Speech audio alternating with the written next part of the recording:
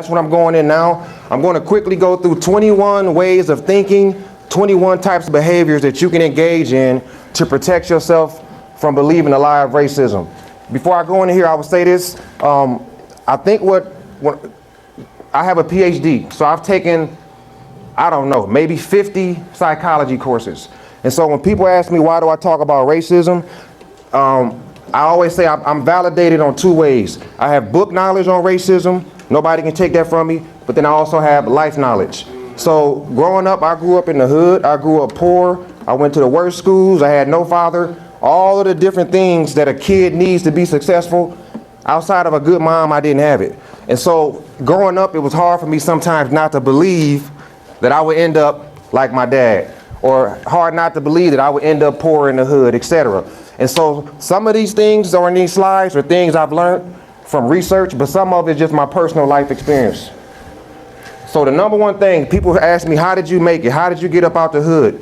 How did you probably outperform most of the kids you went to school with? I don't know if y'all remember Camp Hall was in the projects.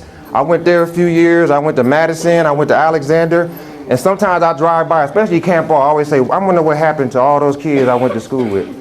And so the reason why I made out the hood, because it is, guys, I always had a dream for my life. I always had a vision. So when I was walking around, the thing that irritated me the most was poverty. I could deal with not having a dad around. I could deal with the gunshots a little bit at night. But the thing that frustrated me the most was being poor. And so I always used to sit back and just imagine not being poor anymore. And so slowly but surely, I realized that there's certain things I need to do to make sure I'm not poor. So the first thing you guys need to do, and I challenge you young men to do this, tonight I want you to go home, get out a blank sheet of paper and a pencil, and just write out your dream. What do you want your life to look like 20 years from now?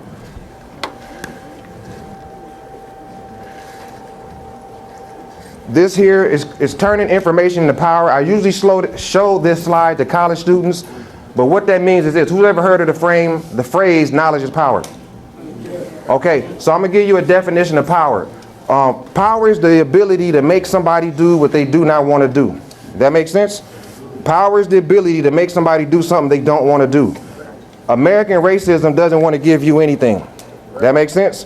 And so you have to figure out, how am I going to accumulate power and put myself in a space where, whether they like me or not, they got to give me my resources. They got to give me some of this water. That makes sense? And so the way you accumulate power is by learning how to solve problems.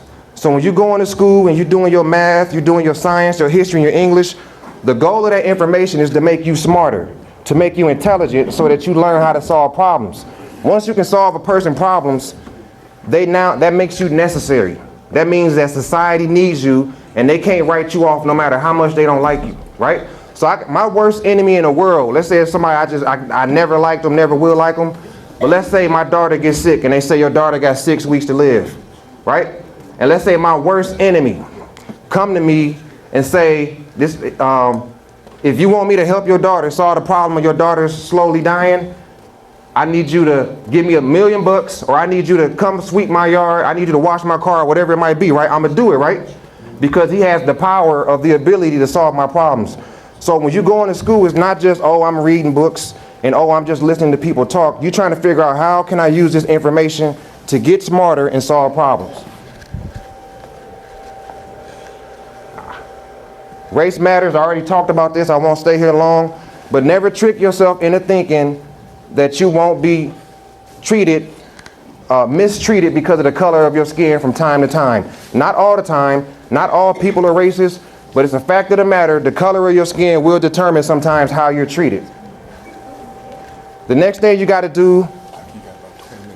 Oh, okay. Thank you. Okay.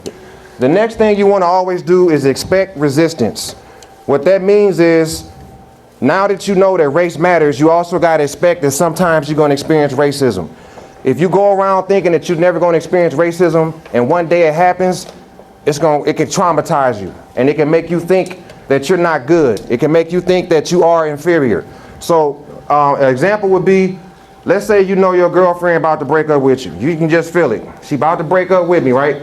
You can either be in denial, or you can psychologically or mentally prepare to get broke up with. That makes sense? So when she finally call you and tell you it's over with, or send you that text, you're not traumatized because you was already waiting on it to happen. That's the same thing you got to do with racism.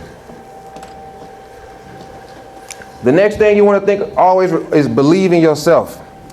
It's hard to believe in yourself if you believe the lie that you are inferior. And so it's very important that what you want to believe in is that no matter what problem comes your way, that you'll be able to outthink it, you'll be able to outwork it, and you'll be able to outpray it.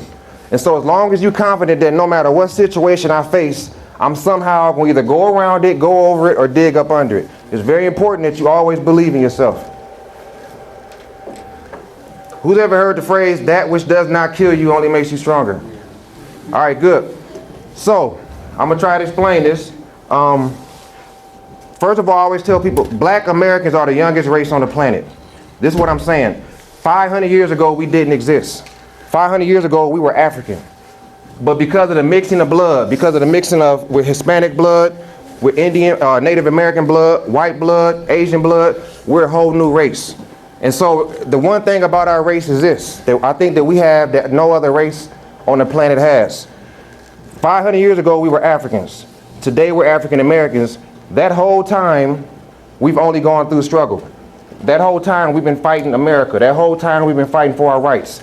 And so if the phrase, that which does not kill you only makes you stronger, is true, then I always say we might be the strongest race on the planet, mentally and emotionally. And so it's important because, again, racism wants you to think that you're inferior and you can't do things. But just on the strength of what we've been through, you have to know that we have certain strengths that can get us through racism in America now, or that can get us through a bad day at school. So make sure you constantly remind yourself that because of who you are, even racially, you do have strengths that you can use to win every day.